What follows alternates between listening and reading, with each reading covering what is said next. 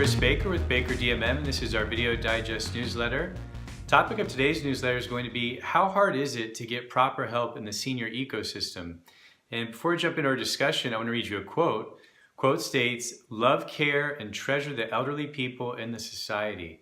And that's by Lailah Akita. And today I really want to talk for a few minutes about my company's experiences and my experiences in helping our clients, particularly in Atlanta, Georgia, in the United States, in our community. And this includes people with elderly people with disabilities, and just some of the challenges that we've seen them face and their families. To be honest, it's just not easy. It's a very, very difficult, convoluted world, and every day by the minute, as more people in our country, particularly in our community and communities all around the country, as they age, this industry and this niche, this ecosystem is only going to grow bigger and bigger. From retirement communities to home care providers, which is medical and non-medical, on down the line, financial service providers like us, more and more people are going to want to try to help these people that are in need. And unfortunately, just like with any industry, there's always going to be really great companies and really great people, but there's also going to be really terrible people and really terrible companies.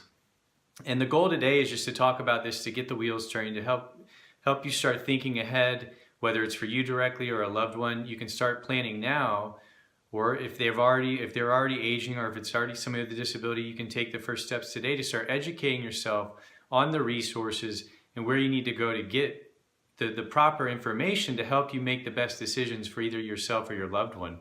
And I know in particularly, it ranges all over the board, from nonprofit to the state systems, to the state government, to for-profit businesses. I know that we have a client in particular that, is with SunTrust Banking, and, is headquartered here in Atlanta, and they've had some serious issues with that bank. And, and I don't want to throw SunTrust under the bus, because they could have done all that they can to help this particular client. But in the end, our client was charged hundreds of dollars of bank fees because they had been in the hospital and they weren't able to effectively manage and monitor their personal finances. And when it fell by the wayside, it was being neglected. Therefore, there was a lot of bank fees and charges assessed to the account. And you just got to wonder, where is the bank?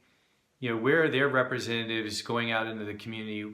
Where are their people going to the hospitals or going to the nursing centers, trying to locate their clients to say, hey, what's going on with your money? Why are you not managing your money properly? Now, and again, in defense of SunTrust, they could have emailed this person. They could have, called them. I can't say I know all the answers to that, but in the end, their fees and their practices, cost our client a lot of money. And since we've been helping them for the last 6 months, we've been trying to help kind of, right this ship and get everything back, back in line, so they're not just wasting money away on bank fees. That's one example from more of a for-profit arena. And even onto the state government. There have been times where we've called the Attorney General's office to report, an incident, and and really connect with them to make a connection to the state government, to say, hey, there's an epidemic, there's an issue, there's financial fraud and elder abuse. There are 1,000,001 scams out there, and people need help. People need help protecting themselves, and particularly people, if they're aging, if they have any sort of cognitive or physical impairment, they're not going to be able to do this on their own. And unfortunately, even reaching out, to the Attorney General's office, to reaching out to the governor's office, it's all fallen on deaf ears. And it's still, we're not going to give up. We're going to keep trying to get in front of these people and say, look, we need to have, it needs to be an entire ecosystem of nonprofit, of government, of for-profit business, everybody working together to help, protect the individuals in our community. And right now it's very disjointed. It's very spread out. There's not a lot of unity, because every little silo, everybody kind of has their niche, and we all have important jobs and we all do wonderful things, but it's kind of not really productive when we're stuck in our silos. Like when we go to these elder task force meetings in the different counties, particularly where we live, there's one in Cobb County Elder Task Force. we'll talk to the policemen and the sheriffs there, and we'll tell them what we do. And they're like, oh yeah, that's great. But then when it comes time to, really sitting down and trying to discuss how can we help each other? How can we help each other's clients? How can we help each other help our community? Everything, it shuts down, and it's really disappointing. So, no matter which way you cut it, it's a very complicated world, particularly among the providers. And then as a consumer, when either for yourself or for your loved one, when you finally get into this world, you go to any grocery store or gas station or wherever, you'll find a book, a senior resource guide, and there's 1,000,001 phone numbers. I can tell you right now, I've gone through these before, and particularly in the personal care realm. I mean, there was thousands of personal care homes. And I can tell you, just by calling some of these places and trying to get to know them, some were standout, great people, great referrals, great references, but others were absolutely horrible. I mean, you could just tell by the way they picked up the phone, the way they presented themselves, the way that they conducted themselves on the phone, and how they, talk about their business. And I mean, sometimes even you call numbers and they're out of business, and, or they shut down years ago.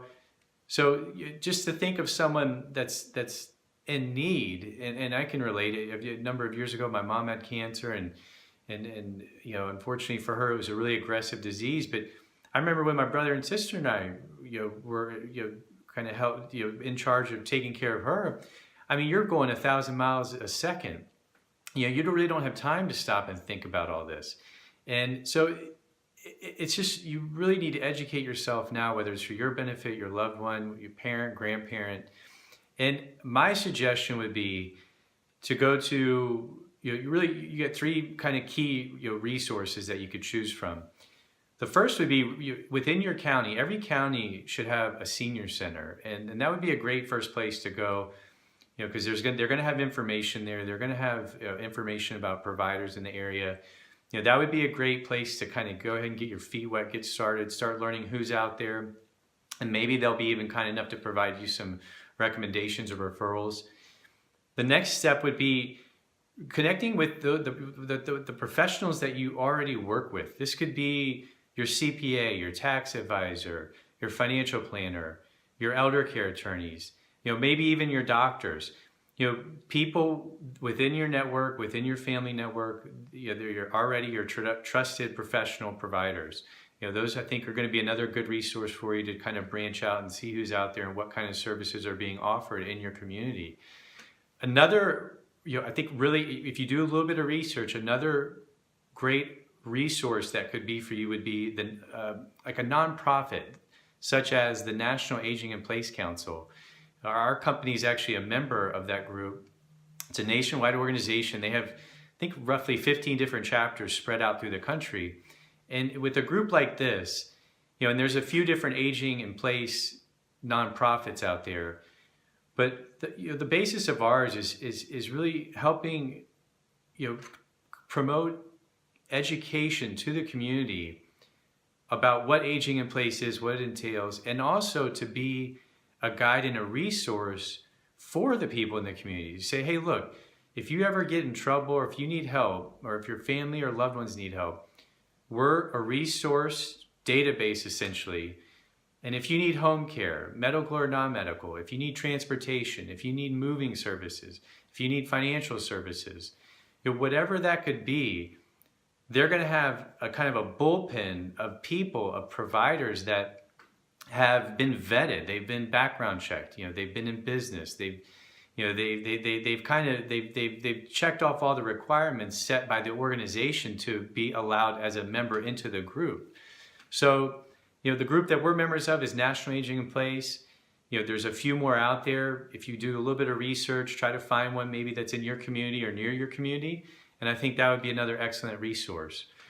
So really today, just bringing to light the fact that the senior ecosystem, it's a very diverse, very confusing, convoluted, area. It's only going to continue to grow with the aging population. So it's going to be very difficult if you're new to it, if you're not familiar with the system, on how to get the best providers. And really the solutions to that are the professionals in your network, your senior centers in your community, and then also doing just a little bit of research on finding out if there's any nonprofit national organizations within your community that are, essentially have members, community members, business members that can also be a resource for you. So if you found this information interesting or helpful, feel free to share it on your social media channels. This could be with your family or friends or whoever you think might benefit from viewing the information. If you ever have a question you'd like for me to answer directly in one of our newsletters, go to our website, www.bakerdmm.com, scroll to the bottom, fill out your information, write a few sentences, and I'll try to answer that in one of our upcoming newsletters. And if you ever like to get my help personally, the quickest and easiest way is go to our website. At the top, you'll find a phone number and a request an appointment button. And if you'd like to book a direct phone consulting session, you can click on the PayPal button, fill out your information. And with any of these options, I'll be in touch with you in 24 to 48 hours to confirm and schedule our appointment. And until then, I will talk to y'all soon.